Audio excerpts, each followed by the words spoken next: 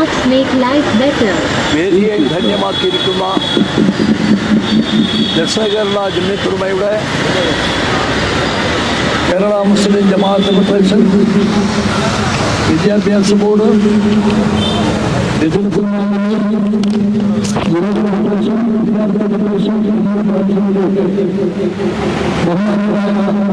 സംസ്ഥാന ജില്ലാ നേതാക്കന്മാരെ സഹോദരങ്ങൾ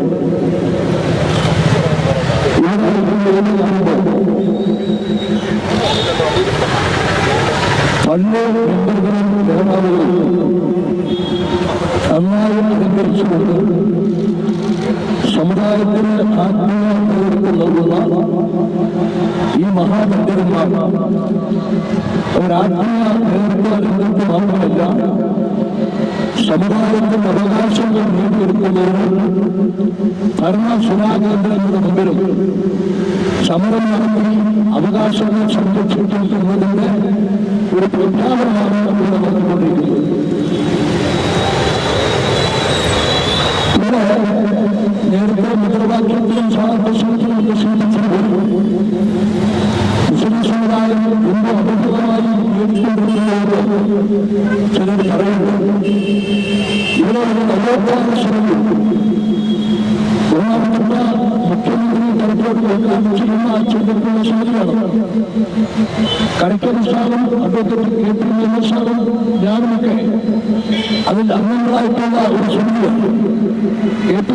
സാർ അതിന്റെ വൈശ്വരമായി കൂടിയാണ്.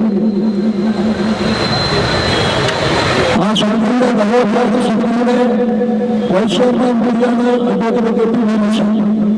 പക്ഷേ വളരെ ദുഃഖകരമായിട്ടുള്ള ഒരു സംഭവം, എപ്പോഴും അതിന് ഊർജം പറഞ്ഞു കൊടുക്കുന്ന ബഹുമാനപ്പെട്ട മുഖ്യമന്ത്രി ഉൾപ്പെടെയുള്ളവരുടെ അംഗീകാരവും ആശീർവാദവും നേടിക്കൊണ്ടുള്ള കേരള മുസ്ലിം ജമാഅത്ത് ഫെഡറേഷൻ ദക്ഷിണ കേരള ജമിയത്തുൽ കഴിഞ്ഞ മാസം പത്തനംതിട്ടയിൽ നടന്ന വളരെ വിപുലമായ ഒരു സമ്മേളനത്തിൽ നവോത്ഥാന സമിതിയിൽ നിന്ന് ദക്ഷിണ കേരള ജമിയത്തുൽ കേരള മുസ്ലിം ജമാഅത്ത് ഫെഡറേഷൻ പരിപൂർണമായി മുക്തമായി എന്നുള്ള പ്രഖ്യാപനം നടത്തുകയും അത് ഇവിടുത്തെ എല്ലാ മീഡിയകളും കൃത്യമായി അത് പ്രചരിപ്പിക്കുകയും ചെയ്തിട്ടുണ്ട്.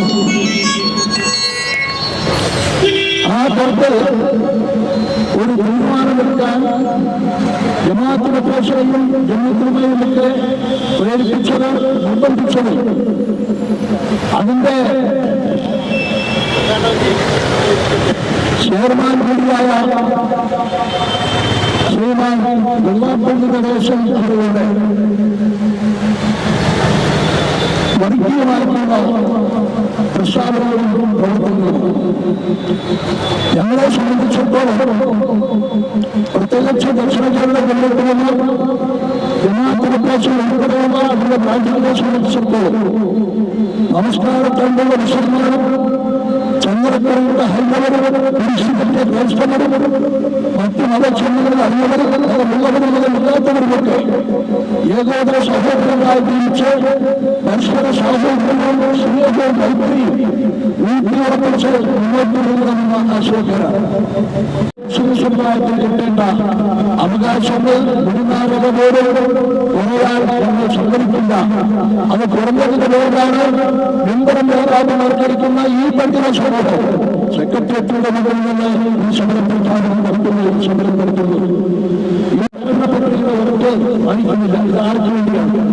ഇവിടെ ഒരു അറബിക് യൂണിവേഴ്സിറ്റി സ്ഥാപിക്കുമ്പോൾ ഒരു ഭാഷ എന്ന നിലയിൽ ആ മുസ്ലിങ്ങളുടെ മാത്രമല്ല എല്ലാ ജനവിഭാഗങ്ങളും ഇവിടുത്തെ ഹൈന്ദവരും ഇവിടുത്തെ ഹരിജനങ്ങളും ബ്രാഹ്മണരും ഉൾപ്പെടെയുള്ള വലിയ ആളുകളും ആ ഭാഷ പ്രയോജനപ്പെടുത്തുകയും കേരളത്തിന് പദം നേടിക്കൊടുക്കുകയും ചെയ്യുകയാണ്. കൈതക്കാട്ടിൽ ഒഴിച്ചിരുന്ന ചേരയുടെ തോട് അങ്ങ് വൈവേലകളിൽ മുക്കരിയിട്ടിരുന്ന തവളയിൽ മാത്രം കൈമുതലാക്കിയിരുന്ന ഒരു രാജ്യത്തെ സംസ്ഥാനത്ത് ഇന്ന് ഇവിടുത്തെ മണ്ണിനെ പൊന്നാക്കപ്പെടുകയാണ്. എന്ത് പറഞ്ഞു? ആ ആ ഗൾഫിലെ ആളുകൾ അത് മുസ്ലിങ്ങൾ മാത്രമല്ല, എല്ലാ ജനവിഭാഗങ്ങളും അവരെല്ലാം അറബി ഭാഷ പാടിക്കൊടുക്കുന്നത് ആ ഭാഷയെ പ്രോത്സാഹിപ്പിക്കാൻ ഒരു യൂണിവേഴ്സിറ്റി സ്ഥാപിക്കണമെന്ന് ആവശ്യപ്പെട്ടിട്ട് ഇവിടെ ഒരു സംസ്കൃതം ഒരു ശതമാനത്തോട് ആളുകൾ സംസാരിക്കാത്ത സംസ്കൃതത്തിന് യൂണിവേഴ്സിറ്റി സ്ഥാപിച്ച ഗവൺമെന്റ് എന്തുകൊണ്ട് അറബിക്ക് യൂണിവേഴ്സിറ്റി സ്ഥാപിക്കാൻ മുന്നോട്ട് വന്നില്ല? അതിൽ ഞങ്ങൾക്ക് ശക്തമായിട്ട് പ്രതിഷേധമുണ്ട്. ഈ സമ്മേളനം ഗവൺമെന്റിനോട് ആവശ്യപ്പെടുന്നു, എത്രയും വേഗം അറബിക്ക് യൂണിവേഴ്സിറ്റി സ്ഥാപിച്ച് പ്രകടന പത്രികയിലെ വാഗ്ദാനം നടപ്പിലാക്കണമെന്ന്. അതോടൊപ്പം ഭരണഘടനയുടെ 15/4/16 വകുപ്പുകളനുസരിച്ച് ഒരു സ്പെഷ്യൽ റിക്രൂട്ട്മെന്റ് നടത്തി ഈ സമുദായത്തിന് നഷ്ടപ്പെട്ട, ഈ സമുദായത്തിന് കിട്ടേണ്ട അവകാശങ്ങൾ ഉദ്യോഗരംഗത്ത് അത് നിലനിർത്തണമെന്ന് ഈ സമ്മേളനം ഗവൺമെന്റിനോട് ആവശ്യപ്പെടുകയാണ്. ഇത്തരം ന്യായമായ അവകാശങ്ങളിലേക്ക് സർക്കാർ കണ്ണടച്ചു പോയാൽ ഈ സമുദായം ആ അവകാശം നേടിയെടുക്കുന്നതിന് ഉണർന്ന് പ്രവർത്തിക്കുമെന്ന് മുന്നറിയിപ്പ് നൽകിക്കൊണ്ട് ഈ മഹത്തായ കണ്ണ ഞാൻ ഔപചാരികമായി ഉദ്ഘാടനം ചെയ്യുന്നു.